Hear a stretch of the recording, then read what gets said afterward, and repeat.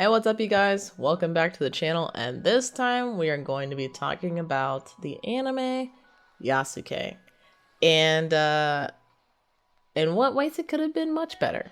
So starting off with my initial reaction to Yasuke, I actually was like kind of digging it because, you know, I was already intrigued by the premise of having a black samurai in feudal Japan. I think that was just like all that people were talking about, all that I think Netflix had released as far as trailers is concerned, which does show that they kind of knew what people were wanting, but that's not exactly what they gave us. So there's this whole like fantasy element with magic and robots and all that stuff. And at first, I was not bothered by this like practically at all on the first episode because I was thinking it was not going to be a major component to the show, or it wasn't really going to, I guess, drive the show. I don't know. I just wasn't thinking it was going to be that big of a deal, but it turned out to be much bigger than I thought. So it's LeSean Thomas who created the... I'm not exactly sure in what way he was the creator, but he had some kind of involvement, and I believe it was either him or somebody else who had like an executive role on the show who was saying that they did not want to copy Afro Samurai and they wanted to create something new, something original and something that's appropriate for 2021, which, you know, I am all for. But I don't think that this was the direction they should have gone in. I think, like many other people, they should have just stuck with the idea of having it just be feudal Japan and exploring Yasuke's background and in what ways he was helpful to Oda Nobunaga, I think is how you say it, or Oda Nobunaga. Because Yasuke was actually a real person in Japan. He was a real black samurai. So that would have been really cool to explore that story. Although there's not a whole lot written about him in history because, you know, he was, I think he was previously a slave before he became a samurai under Oda Nobunaga. So there's not a whole lot written there. So they could have taken what we do know about him and then structured a story around that and take some creative liberties with that. I think that's something that everybody was kind of wanting to see, but that's not what we got at all. They didn't really develop Yasuke a whole lot. In the first episode, we see that he is in this war with Oda. I'm just going to call him Oda because I keep messing up the last name. Excuse my informalness. But we see that they're losing the war, so Oda decides to commit seppuku, and then he wants Yasuke to cut off his head so that way, so that way they can't like take his head and like claim that kind of victory. And I believe it was Mitsushide, who was a general or someone under Oda that betrays him in this war. So we see that, and then it flashes to the present, like, you know, years later, where Yasuke has just become a man who runs a boat down the river, delivers supplies and fishes and all that kind of stuff. That was a little bit of a shock for me. I definitely wanted to see more of like how he transitioned from a slave to becoming a samurai and what his relationship was with Oda. Because there's even the second time I ended up watching the series, it's only 6 episodes, so second time I ended up watching it, I watched the outro, and we actually see like painted, like really beautiful painted pictures of kind of what people wanted. Like we see Yasuke as a slave on this boat going somewhere. We see him with Oda drinking sake or tea or something and laughing, having that kind of relationship. I'm like, why are these at the end of the show when they should be in the actual show? That curious question. But Yasuke ends up really being about, if not this little girl named what's her name, Saki? I think it's Saki. Either it is about Saki or it's about the relationship between Saki and Yasuke. And Saki is this little girl with powers, and she doesn't know how to control them. And there are people who are after that power, and they want to control her so they can get the power and like take over the world, blah blah blah, all that stereotypical stuff, yada yada. And the first guy who approaches them is this really creepy looking priest dude, which I'm like, where's a priest come in for this whole story? Why is he in Japan? How did he know about this? Blah, blah, blah. I think they do explain some of that, but it was still just like, why? And then he turns out to be kind of a demon or something. I don't know. It was just very odd. And then the second thing, there's a witch who wants Saki's power, who I think was actually just going to drain her of her power. And so they end up going to this doctor who had previously fought with Yasuke on the battlefield, so that's how they know each other. But he's able to kind of train her, which they don't really get to, but Saki somehow ends up mastering her powers anyway. So I don't know, it's just so weird. And it's interesting that LeSean compared, or not compared, but he said he didn't want to necessarily be compared to Afro Samurai in the sense that he didn't want to copy Afro Samurai. I ended up watching Afro Samurai after the show. There's so many more things that they should have done similar. Like, Afro Samurai was grounded in kind of like that feudal Japan type of feel. But they did have like guns, they had RPGs. I think they had like robots, but it wasn't like the main thing. Like, most of the people that fought, they had swords, they had clubs, they had like normal melee weapons that you probably would have seen in feudal Japan. And then like occasionally somebody would have a gun, occasionally somebody would have an RPG or something. And the dude who was a robot, he was building weapons for other people. He wasn't going out there fighting. So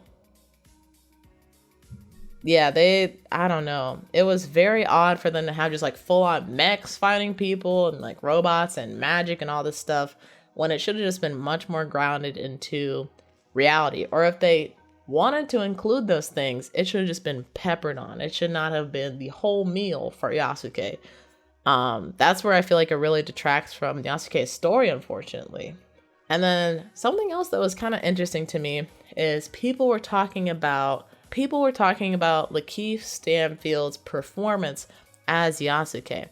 First time around when I watched it, I was like, you know, he did fine or whatever. I don't have any issues with it.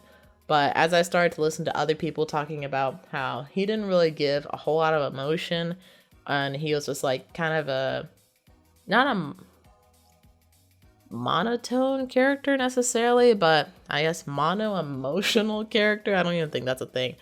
But after watching it the second time, like, there definitely are, like, I think he definitely does have his moments where he's able to show like some kind of emotion, where he's either getting riled up or he's like, you know, I have to do something now, or like everything is going to be lost, things like that.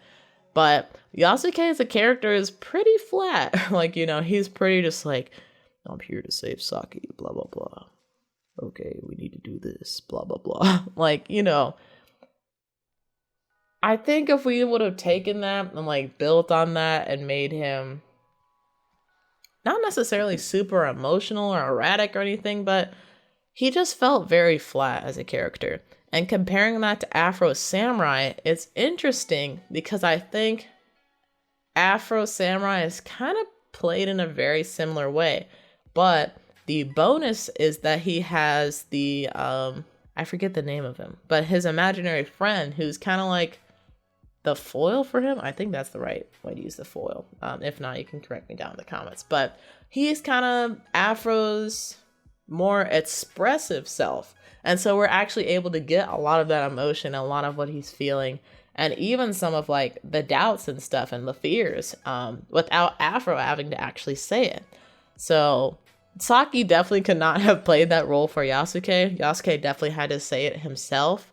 He didn't have to be nearly as expressive as Afro's like imaginary friend is, but having something of that would have been a little bit more pleasing to me as well. And then the last point that I think I need to make on this series is the fact that I don't like Saki. Saki is not unlikable, but in my opinion, she's not a very likable character. She's actually a little disrespectful at times to Yasuke. Like, after, I think she actually saves him in a fight, and he ends up passing out or something. Either that or he's just asleep, and he wakes up and Saki's asking him, like, you know, when are you gonna take me to this doctor? And he's like, you know, it's too dangerous. We already had this one fight. Your mother's been killed because of it. Like, I can't take you. And she's like, you're gonna take me because that's what you said you were gonna do.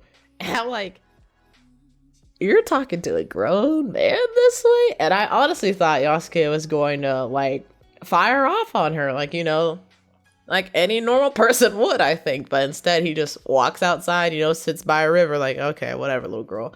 Like, I don't know about that one. I don't know about that one. But yeah, I just don't enjoy Saki's character, which is why it hurts the show, in my opinion, that she is Yasuke's partner, and her kind of like having this magic ability is just not really adding anything to anyone. Which reminds me, I don't think anybody's character really develops throughout the show at all. There's just it's a failed attempt for me, as far as Yasuke's story is concerned. Now, where do we go from here? Could we reboot the show? Could we, like, have something completely different with some different creators? Like, I would love to say yes, but that's usually not how things work. I would really, really love to see what somebody who I guess would be like a real fan of Yasuke, like the actual person, and knows a little bit more about the history, or at least as much as anybody can know, and then try and also know something about Japanese history and the history of maybe lesser known samurai, and try to combine those two stories, as well as like him ascending from being a slave into being this great samurai that became like somewhat of a I feel like legend is like not the right word, but it's the word I'm gonna use.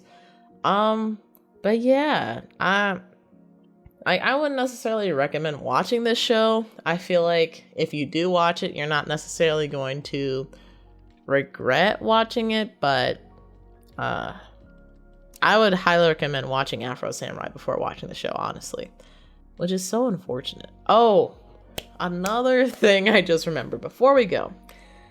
Turns out, I think LaShawn, who is the creator, I think he also worked on Cannon Busters, and one of the main reasons I was watching or wanted to watch Cannon Busters was because I saw characters of different races, ethnicities, like, you know, just a hodgepodge of different people, and I'm always interested in seeing that, because in most anime that I've seen and that come out, they don't really have as many different colors of people and different religions and all that, or religions, ethnicities, those kinds of things. And Cannon Busters was not good either. Like, I'm not saying Yasuke was bad, but Cannon Busters was not good, at least in my opinion. So the fact that he's like 0-2 right now, I'm like, I don't know if I really want to, like, I don't want to dismiss LaShawn, but he needs to do something really, really good for me to, like, gain my faith back in this creator. But yeah, those are my thoughts on Yasuke. Have you guys seen Yasuke? Were you guys excited to see it? What did you guys think of the series? Just tell me your thoughts. I'm honestly curious, because for me, I didn't necessarily enjoy it. There were people all over Twitter raving about Yasuke. I don't know why. Maybe we watched a different show, but yeah, please tell me your thoughts. I'm curious to know. And with that, if you enjoyed the video and want to see more like it, make sure to hit the like button and subscribe to make sure you get those videos in your feed. Yeah, that's going to be it from me for now. So hope you all have a nice evening or night. Whoever's enjoy it. I'll see you guys in the next one. Peace.